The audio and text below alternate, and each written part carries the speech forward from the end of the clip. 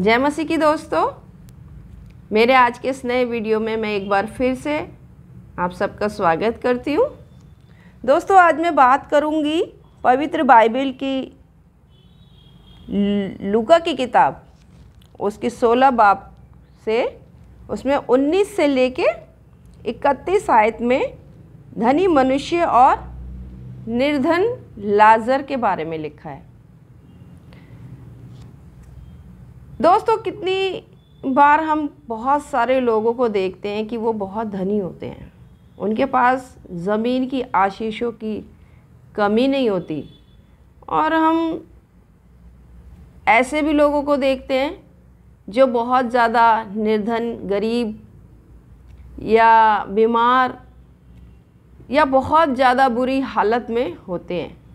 और कितनी बारी हम फिर परमेश्वर से पूछने लग जाते हैं, या अपने मन में, हमारे मन में ये सवाल आता है कि प्रभु ऐसे तू क्यों होने देता है कि किसी को इतना धनी बनाता है, इतना ज़्यादा उसको आशीषें देता है, और किसी को तो इतना गरीब बना देता है कि वो लाचार हो जाता है।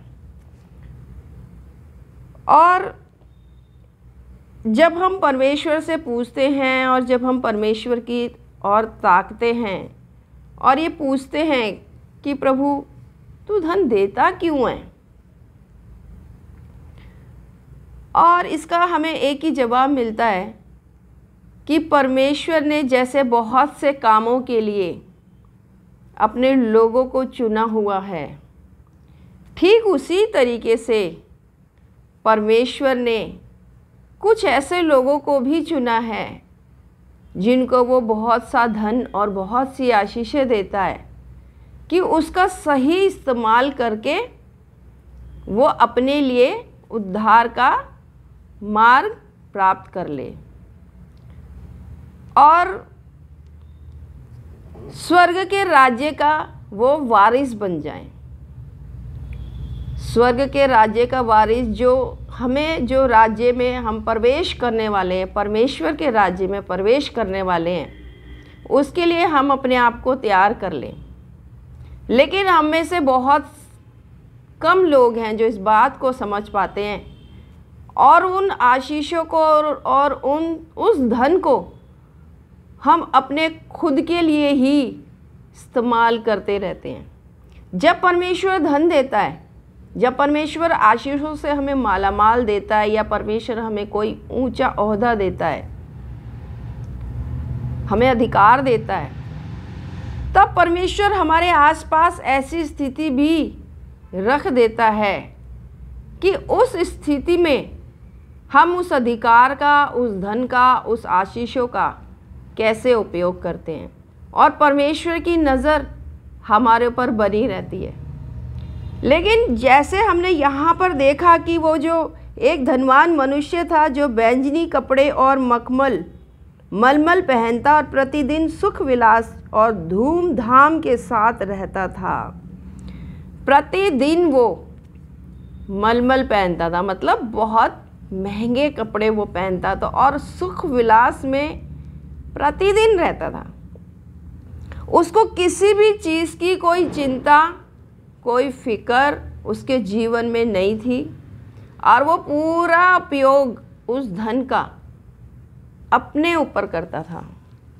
अपने ऊपर करता होगा, अपने बाल बच्चों पे करता होगा, अपने परिवार पे करता होगा, और उसका ध्यान सारा का सारा सिर्फ अपने ऊपर लगा था, जैसे कि हम में से बहुत से लोगों का लगा होता है।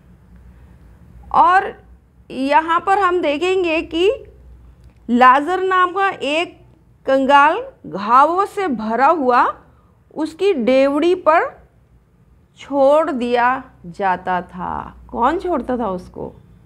यहाँ पर जिक्र नहीं है, यहाँ पर जिक्र है कि छोड़ दिया जाता था, यानी कि परमेश्वर अपने भेजे हुओं को उसके लिए भेजते थे कि वो लाजर को उठा के उसकी डेवड़ी पर, उसकी चौखट पर छोड़ देते थे, और परमेश्वर देखता था कि अब वो उस कंगाल का, उस बीमार का क्या करता है। और बीमार भी कैसा? किस में लिखा है कि कुत्ते भी आके उसके घावों को चाटते थे। बहुत बदबू मारता था वो व्यक्ति। वो जो लाजर था उसमें से बहुत बदबू आती थी।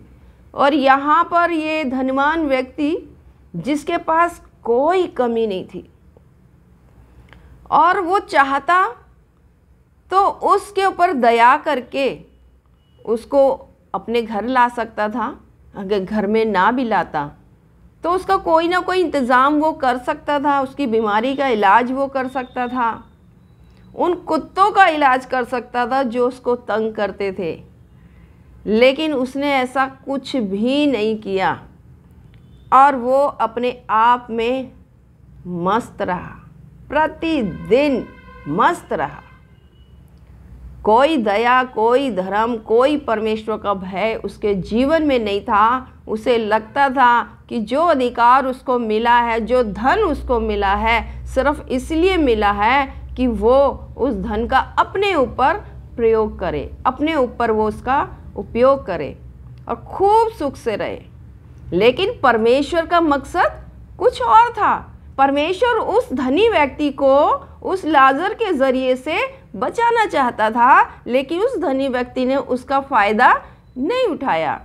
उसे लगा यदि मैं लाजर की मदद करूँगा तो इसमें मेरा धन खर्च हो जाएगा, और उसने उसकी तरफ कुछ भी ध्यान नहीं दिया। जबकि असल में बात ये थी, अगर वो उसके ऊपर दया करता, अगर वो उसके घावों के ऊपर पट्टी बांधता, अगर वो उसको सहारा देता, तो वो उसको नहीं बचाता बल्कि वो अपने आप को बचा लेता। क्योंकि जो फरिश्ते उसको वहाँ पर उसकी डेवड़ी पर छोड़ के जाते थे, वही फरिश्ते, वही परमेश्वर उसके ऊपर नज़र जमाए बैठे थे कि देखते हैं कि ये धनी व्यक्ति इसके साथ कैसा व्यवहार करता है। और दूसरी ओर जब हम देखेंगे कि एक तरफ जहाँ ये धनी व्यक्ति के अंदर कोई दया, कोई प्रेम, कुछ भी नहीं था, वहीं दूसरी ओर लाजर को हम देखेंगे कि वो लाजर जबकि इतना ज़्यादा बीमार और बिल्कुल कंगाल और बदबू से भरा हुआ वो व्यक्ति था, फिर भी उसको अपने जीवन से, अपने परमेश्वर से कोई भी शिकायत नहीं थी। वो सिर्फ एक ही चाहत थी उसके जीवन की, एक ही चाहता था। वो ये नहीं कहता था कि प्रभु तू मुझे ठीक कर दे, या प्रभु तू मुझे मुझे मुझे खाने को दे दे, या परमेश्वर ये बीमारी मेरे जीवन से हटा दे। कोई शिकवा नहीं, कोई शिकायत नहीं, कुछ नहीं। जहाँ पर उसको छोड़ा गया उसी में वो संतुष्ट था, उसी में वो संतुष्ट था। उसने अपनी बीमारी के कोई भी शिकवे शिकायत नहीं करे।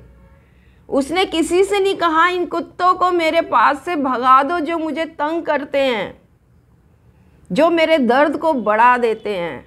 लेकिन उस लाजर की सिर्फ एक ही उसकी चाहत थी, इसमें लिखा, और वे चाहता था कि धनवान की मेज पर की झूठन से अपना पेट भरे। सिर्फ पेट भरना चाहता था, झूठन से पेट भरना चाहता था। उसका कोई भी मकसद नहीं था। ना जाने कब तक वो जो लाजर था उस धनवान की डेवड़ी पर पड़ा रहा और उस धनवान ने उसके ऊपर दया नहीं करी। परमेश्वर ने उस धनवान को वो मौका दिया, उस धनवान ने उस मौके का फ़ायदा नहीं उठाया और वो सारा का सारा मौका उसने अपने ऊपर गवा के ख़त्म कर दिया। कितनी बार परमेश्वर जब हमें आशीषें देता है, परमेश्वर जब हमें चुनता है, कितने लोगों को चुनता है। किसी को प्रचार के लिए चुनता है, किसी को गाने गाने के लिए, प्रभु की स्तुति करने के लिए चुनता है, किसी को जगह जगह सुसमाचार सुनाने के लिए चुनता है, किसी को चंगाइयाँ देने के लिए चुनता है, और धनी को चुनता है कि वो दूसरों की मदद करे, दूसरों के ऊपर दया करे। और अगर कोई अधिकार हमें दिया गया है, उस अधिकार को हम अपने हाथ में लें और ऐसा इस्तेमाल करें कि सही को सही और गलत को गलत सही कर सकें, न्याय सही से कर सकें। लेकिन जब हम उस चीज़ का उपयोग नहीं करते, तब क्या होता है, तब ये होता है कि यहाँ पर जब वो दोनों व्यक्ति मर गए, इधर वो धनी व्यक्ति जो रोज़ प्रतिदिन वो सुख से रहा और उधर वो लाजर, और जब वो गए तो दोनों के दोनों, जो धनी था वो नरक में चला गया और जो लाजर था वो अब्राहम की गोद में चला गया। और जब वो वहाँ चला गया और जब वो धनी व्यक्ति ने उसको देखा और उसको बोला, तब उसने उसको पुकार कर कहा, हे पिता अब्राहम,